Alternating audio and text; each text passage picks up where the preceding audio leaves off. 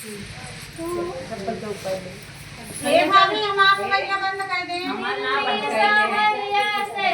गजरा हो पिया लावई हमार दिल्ली सहरिया से गजरा हो पिया लावई हमार। दिल्ली सहरिया से गजरा हो पिया लावई हमार। दिल्ली सहरिया से गजरा हो पिया लावई हमार।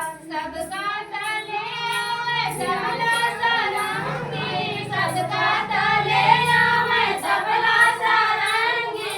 हमरा ले आवे ढोलकिया हो दंडे सारी रात। ढोलकिया हो दंडे सारी रात।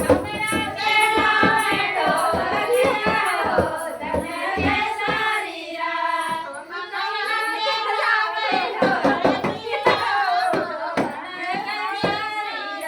दिल्ली सहरिया से गजरा हो हरिला में हमार। दिल्ली सहरिया से गजरा हो हरिला में हमार। दिल्ली सहरिया से गजरा हो पियाला में हमार। दिल्ली सहरिया से गजरा हो पियाला में हमार।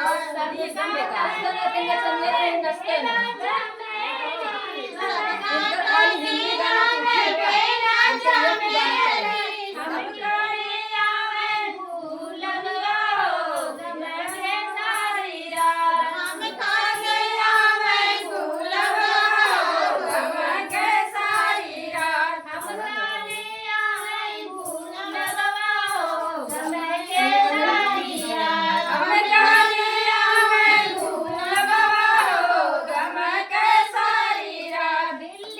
सहरिया से गजरा हो हरिला में हमार। दिल्ली सहरिया से गजरा हो हरिला में हमार। दिल्ली सहरिया से गजरा हो हरिला में हमार। दिल्ली सहरिया से गजरा हो हरिला में हमार। सब कर तले आवे माई बहिनिया, सब कर तले आवे माई बहिनिया।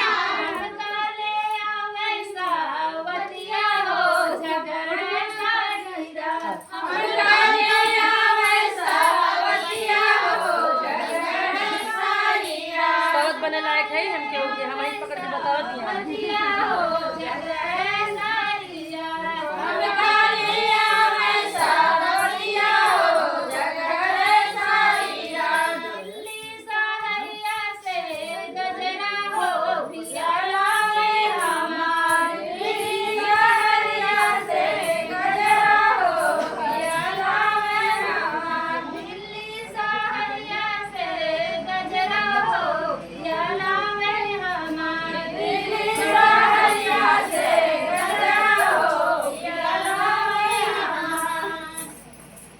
तो भैया गाना कितना अच्छा लगा कमेंट में जरूर बताइए। वीडियो को ज्यादा से ज्यादा शेयर करिए। एक्चुअली कैमरा मैन के साथ सबके बहुत बहुत धन्यवाद। मेरा नाम ऑफिस है, बस गुलाबी साड़ी ले राजा जाना